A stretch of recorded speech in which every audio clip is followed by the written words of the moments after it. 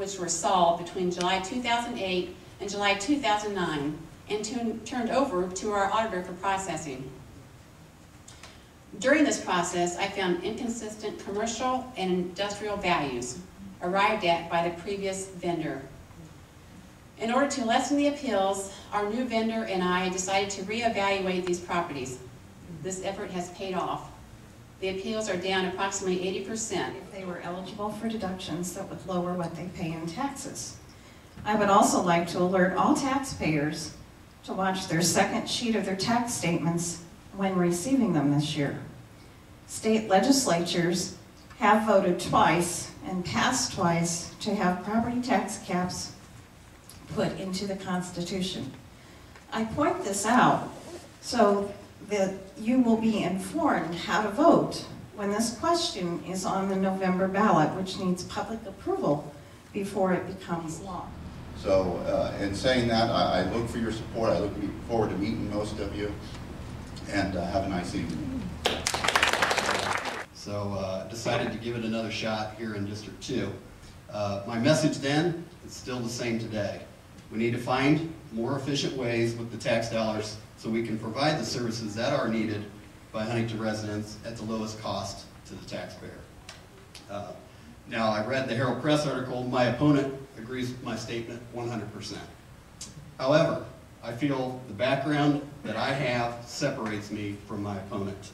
My next term, if I'm so elected, I want to focus on continuing to do what we do with our kids, to provide a better education for them in all areas. And that's what we're going to focus with.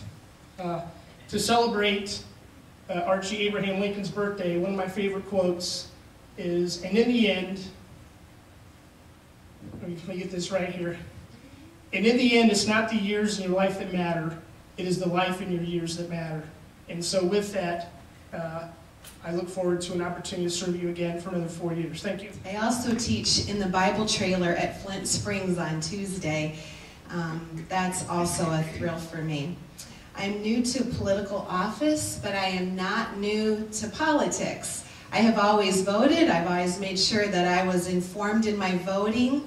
I've helped others in their county recorder. I've held several jobs that I believe would help me, including being a secretary, a teacher, a manager, and a library clerk. I have organizational, clerical, computer, and service skills.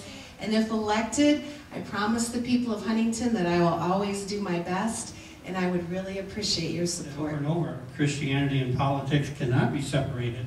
The early Supreme Court said over and over that Christianity cannot be separated from the Constitution and the government. Our founding fathers knew that Christianity was the thread that holds our fabric of society together. Without Christianity, the fabric will unravel. And it is unraveling now, as others have already mentioned before. I would like to revisit a thing we were working on is central dispatch. A lot of people think that it wouldn't be a savings. It would be a savings. I know there have been many comments, and Sheriff Farthing can tell you the same thing. They wanted to build a new building. We don't need to do that.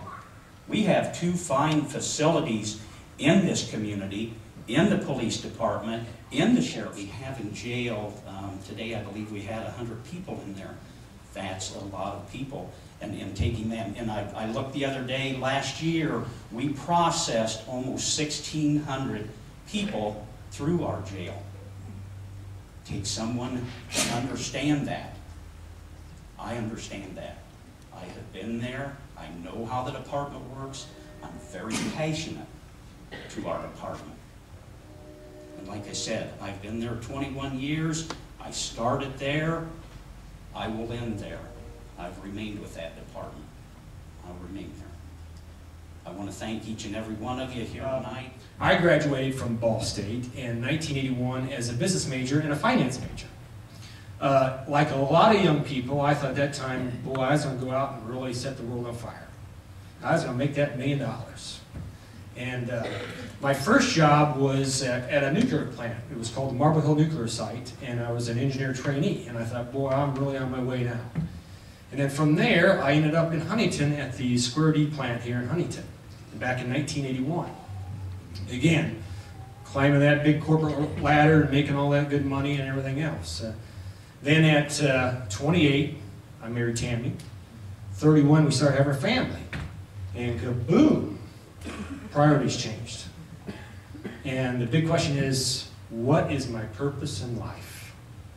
And I said, you know, I wasn't happy in the direction I was going, and I decided at that time to take money out of the equation and decide, okay, what do you want to do with the rest of your life? Every one of the individuals that talked up here tonight, very good candidates. I've been to all the Tea Party meetings. What I am very enthused about is people like you wanting to get involved.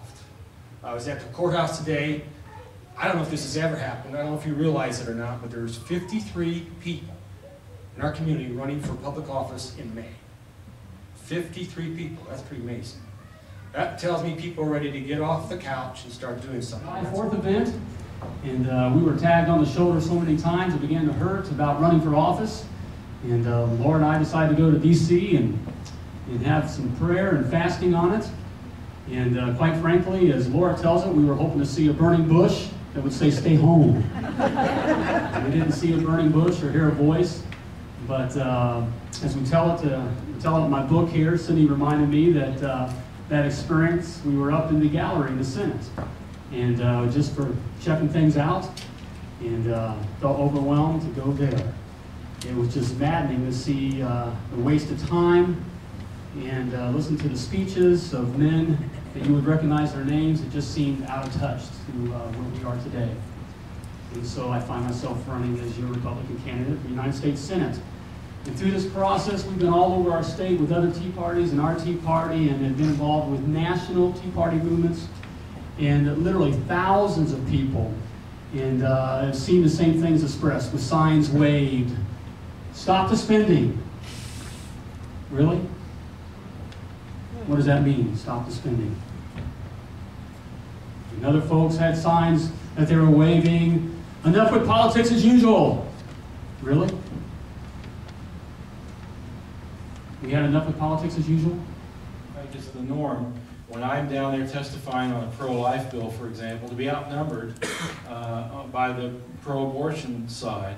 The same is true of the gay rights side. I've never been to a committee hearing, even on the most radical of bills, where I haven't been outnumbered 2, 3, 4 to 1 by the other side when it comes to homosexual activists. And one of the first things I noticed when I worked down there as an intern in the House was all the people who came up committee after committee who were part of the government who wanted money. So sometimes your values aren't very well represented down there, and that's what we try to do as one of the pro-family and conservative groups, is to be a voice for families. You know, there's a myth out there that you can't legislate morality. Well, that's baloney. Somebody's morality is going to be legislated.